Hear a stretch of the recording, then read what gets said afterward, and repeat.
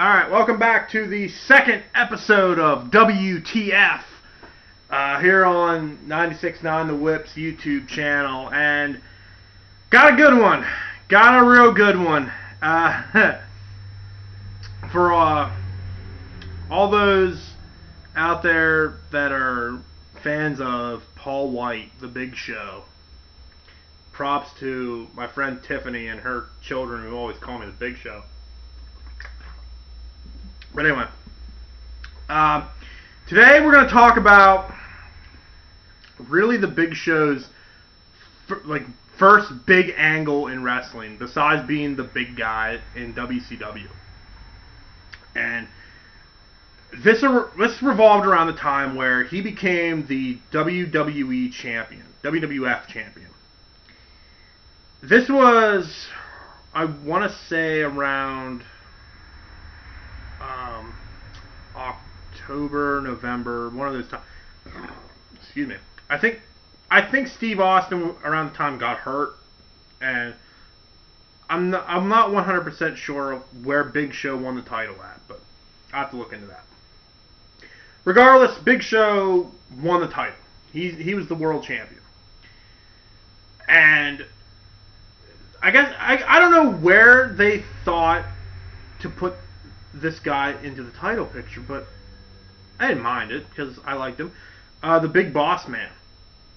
And for those of you that don't know who the Big Bossman is, Ray Traylor. He was a superstar back in the 80s who had gone to WCW, then come back as Vince McMahon's personal bodyguard. And so when Big Show was champion, I guess they needed to have someone challenge him, so they chose the Bossman. And it's funny because I don't know when they started doing this with the Bossman. He would kind of play psych games on guys. He would do it with Al Snow later, which I will definitely talk about. But the one he did with the Big Show, I don't know where or why they did this, but they had announced on a Raw that the Big Show's father was in the hospital. He was sick. And again, I'm not 100% where they got that at. But Big Show was ready to go out for a match, and one of the agents stopped him and said, "Big Show, I have just gotten word, I'm sorry, but your father has passed away." And of course, Big Show, he starts tearing up, and he's like, "Oh my God, my father's dead. My father's dead." You know, it sucked to really do shit like that. But turned out that his father was not dead. He was still alive. And this was all a head game for the Big Bossman to do. But then, a couple of weeks later, they announced that Big Show's father actually did die. So really, this accomplished nothing. I don't understand why they went about to do this way, but hey, who knows? But this prompted the Big Bossman to pay a visit to Big Show's mom. And I know that sounds like one of them weird jokes. Whatever.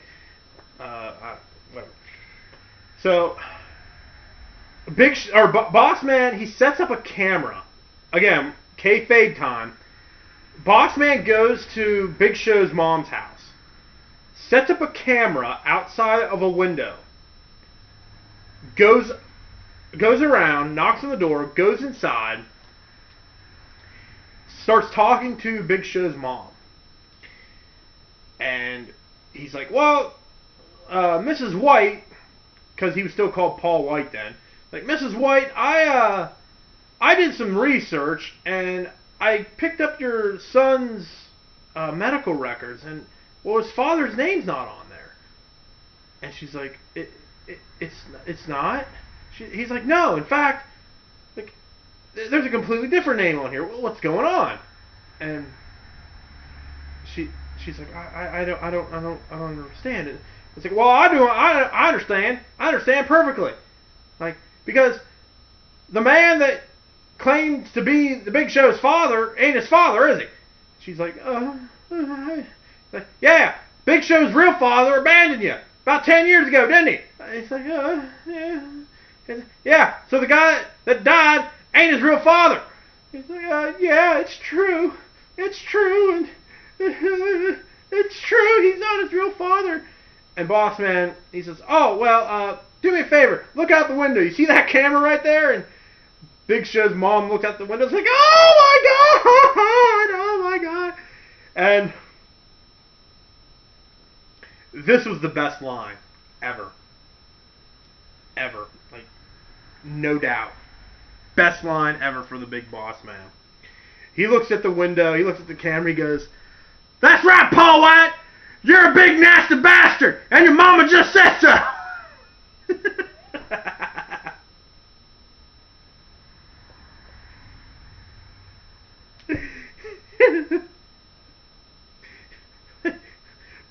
Paul White, you're a nasty bastard.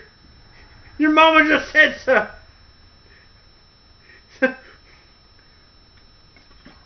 And that line got over so much, they made a t-shirt out of it. They literally made a t-shirt that said Big Nasty Bastard on it. It was great. And so now the Big Show is completely like, he's raged. Like, how dare you, boss man, I'm going to get you back. But the funniest part about this whole angle was on an episode of Raw, they said that the Big Show was not there because he was at a funeral. He was at his dad's funeral. And of course they went through the whole thing like, well, just because the guy didn't raise me, I still consider him my father, which you can relate to, because a lot of people are like that. People will, like, the good kind of guys out there will accept a child that is not biologically theirs. They'll still accept them as their own. And, I'm kind of in that same boat. So, Big Show, he's standing over the casket. And he's like, Dad, I just want you to know that I love you, and, I'll take care of Mom and all that. And suddenly, you hear Boss Man over this. He has this big megaphone car.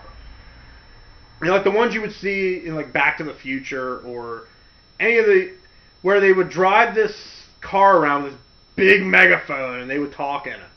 Like, vote for Mayor Whitey, vote for Mayor Whitey, he can make a difference.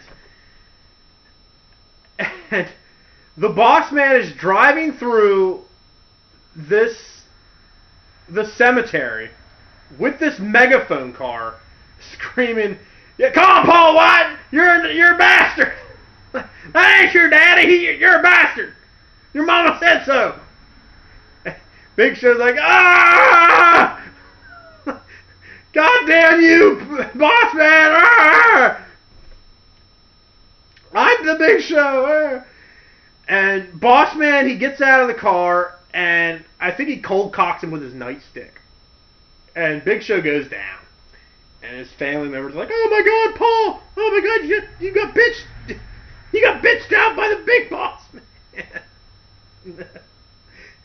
And so, as this is happening, the camera cuts to the Boss Man with, I'm guessing it's like a logger's chain. And he ties it around the bumper to the car and attaches it to the casket. Big Show's father's casket. Stop me if you've heard this one. So he gets it back in the car. He starts driving away with casket in tow.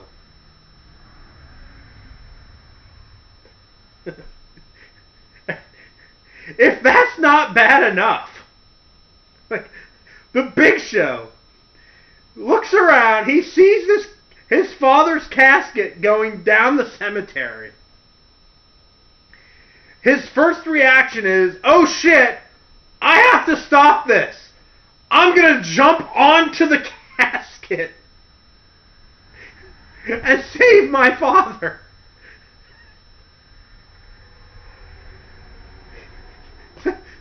So he dives onto the casket, and as Bossman is driving away, he's like, ah, like, ah, oh no, Dad, no. And he like they tip over, like he makes a turn and tips over, he falls over, and he's like, ah, Dad, no. Okay. Kayfabe time. You're the big boss man. You rent this megaphone car. And you're going through this cemetery. You're going to disrupt a funeral. My first reaction is, what do you tell the... Okay, you know what? Screw kayfabe time. Let's go real time.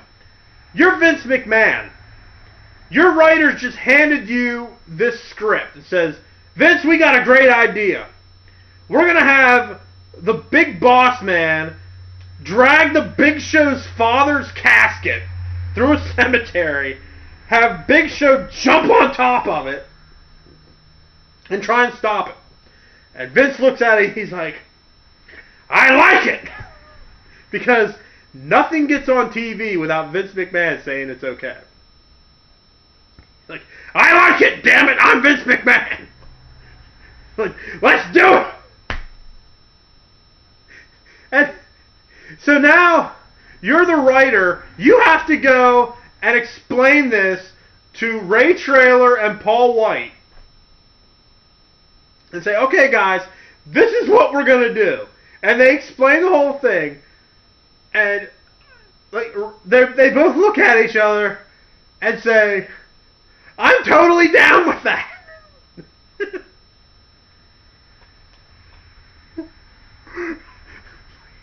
I am completely down with this idea.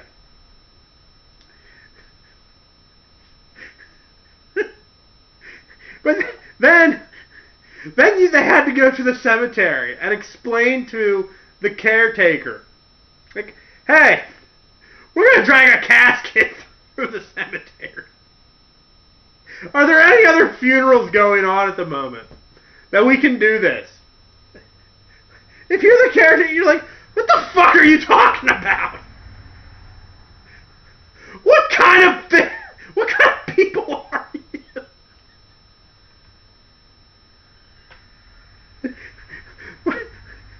What?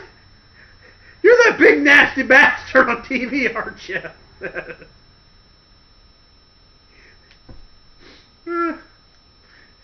And this is one of those moments where the build-up of the match is way better than the match itself, because the title match sucked. It sucked.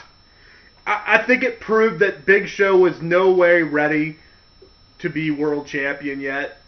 In WCW, it made sense because he was the biggest guy there, and they could get away with him just cranking dudes down and all that. But his first title run was not memorable. Well, it was memorable for that. But I think he actually, after this match, he loses it to Triple H. I think almost immediately after. So, yeah, the big boss man dragged the Big Show's father through a cemetery in a megaphone car with Big Show on top of him. I could not make that up if I tried. And that would not be the only time the Big Boss Man would be involved in a really ridiculous angle. And I might talk about that next time. I don't know yet, but wow. and you knew. I think actually you knew this was a complete failure, because when they were driving through the cemetery and they showed Big Show on top of the casket, you could hear the laughter in the crowd. You heard 20,000 people just laughing. It wasn't like this whole thing of, like, how dare the Big Bossman do that? Like, boo you, Bossman, boo you. No, they were laughing.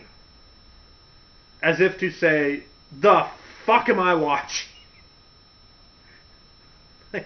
That's one of those moments where somebody walks into the room while you're watching this shit.